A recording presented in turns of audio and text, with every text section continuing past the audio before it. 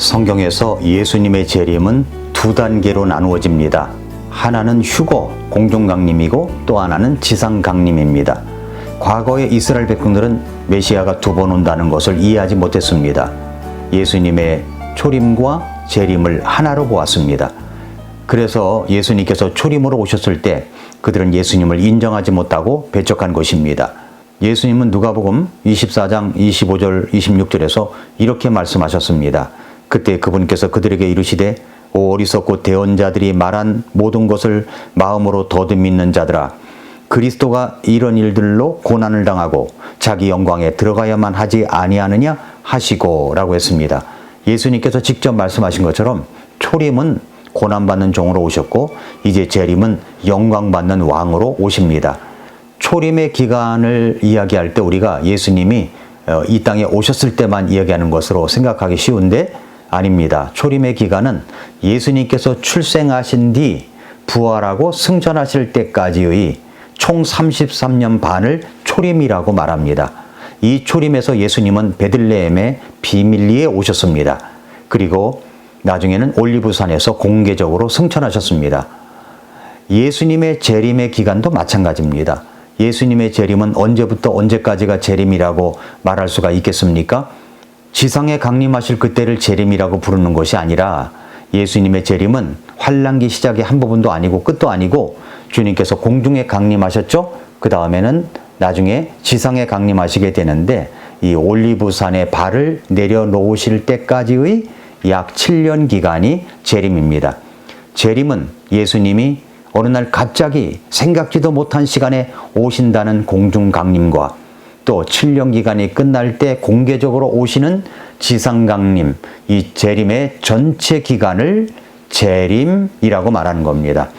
예수님께서 공중에 오실 때 우리 구원받은 그리스도인들은 곧바로 휴거가 됩니다. 이 지상에서는 곧바로 환란이 시작되는 것이 아니라 적그리스도가 등장해서 이스라엘과 언약을 맺으면서 7년 환란기가 시작되는 것입니다. 예수님의 초림과 재림을 성경적 근거로 비교해서 한번 살펴보겠습니다. 자, 예수님의 초림, 그리스도의 초림은 역사적 사건입니다. 재림은 미래적 예언이죠. 그리스도의 초림은 이미 일어났습니다. 그리스도의 재림은 앞으로 일어날 일입니다. 그리스도의 초림은 과거에 발생한 일입니다. 그런데 재림은 미래에 발생할 것입니다. 그리스도의 초림은 요한일서 4장 2절에서는 그리스도께서 오셨다고 했고 그리스도의 재림은 요한복음 14장 3절에서 오실 것이라고 했습니다. 그리스도의 초림은 그리스도께서 세상의 구원자로 오셨습니다. 그리스도의 재림은 그리스도께서 세상의 재판관이요 왕으로 오실 것입니다. 또 그리스도의 초림은 죽기 위해 오셨습니다. 재림은 다스리기 위해서 오실 것입니다. 또 그리스도의 초림은 마태복음 1장 21절에서 그리스도께서 죄인들의 구원자가 되시기 위해서 오셨습니다. 재림은 그리스도께서 왕들의 왕으로 오실 것입니다. 여러분은 어떤 주님을 맞이하게 되겠습니까? 여러분이 만약에 예수 그리스도를 여러분의 구원자로 맞이하지 않는다면 어느 날 그분을 심판자로 맞게 될 것입니다. 그리스도의 초림은 사람의 구원자로 오셨습니다. 재림은 사람의 재판장으로 오실 것입니다. 예수님의 초림 당시에는 이스라엘 민족이 자신의 메시아를 거절했습니다. 그러나 재림은 이스라엘 민족이 메시아를 맞이하게 될 것입니다. 그리스도의 초림은 아기의 모습으로 오셨죠. 재림은 정복자로 오실 것입니다. 그리스도의 초림은 그리스도께서 나귀를 타고 온유하신 모습으로 오셨습니다. 그리스도의 재림은 그리스도께서 흰말을 타고 권능 있게 임하실 것입니다. 그리스도의 초림은 마음의 평화를 가져오기 위해 오셨습니다. 그리스도의 초림은 우리의 구원과 마음의 평화를 가져오기 위해서 오셨습니다. 그리스도의 재림은 전 세계의 평화를 위해 오실 것입니다. 그리스도의 초림은 초림 당시 정권은 사람의 손에 있었습니다. 헤롯 대왕이라든가 로마 제국 등이 있었죠. 그러나 예수님의 재림의 때에는 그리스도의 손과 어깨에 놓이게 될 것입니다. 그리스도의 초림은 그리스도께서 원수들에 의해 죽임을 당하셨습니다. 그리스도의 재림은 그리스도께서 원수들을 죽이실 것입니다. 재림의 첫 단계인 공중 강림에서는 예수님은 자신의 신부를 위해 공중에 강림하셔서 그 신부만 데리고 이제 가십니다. 그리고 신부와 함께 혼인 예식을 치른 뒤 7년 뒤에는 이 신부와 함께 이 땅에 내려오셔서 천년왕국에 들어갈 자들과 들어가지 못할 자들을 심판하시게 되는 것입니다. 성경을 더 잘 이해하고 비교 분석해 보기 위해서 아래 도표를 한번 보시기 바랍니다. 이것은 이제 예수님의 공중강림과 지상강림을 비교해서 본 것입니다. 시기는 공중강림은 환란 전, 정확한 시기는 모르죠. 언제라도 일어날 수가 있습니다. 지상강림은 환란 후 시기를 정확히 알 수가 있습니다. 휴거 이후 적그리스도가 이스라엘과 언약을 맺은 뒤 7년입니다. 속도는 공중강림에서는 눈 깜짝할 사이에 사람들이 깨닫기도 전에 일어납니다. 지상강림 때는 세계 모든 사람이 알 수 있도록 충분한 여유를 두고 일어납니다. 표적은 공중강림에는 표적이 없습니다. 언제든지 일어날 수 있습니다. 지상강림은 많은 표적들이 있습니다. 예수님께서 오시기 전에 반드시 일어나야 할 일들이 있습니다. 예수님께서 마태복음 24장 1절부터 28절에서 이 표적들에 대해서 언급하셨습니다. 그리스도를 보는지 여부, 공중강림 때 신자들은 그리스도를 볼 수 있을 것입니다. 지상강림 때 모든 사람이 그리스도를 볼 것입니다. 이 광경을 놓치는 사람은 없을 것입니다. 장소, 공중강림 때는 공중이죠. 그리스도께서 땅에 내려오지는 않습니다. 지상강림 때 바로 이 지상에 내려오십니다. 그리스도께서 예루살렘의 올리브산에 내려오십니다.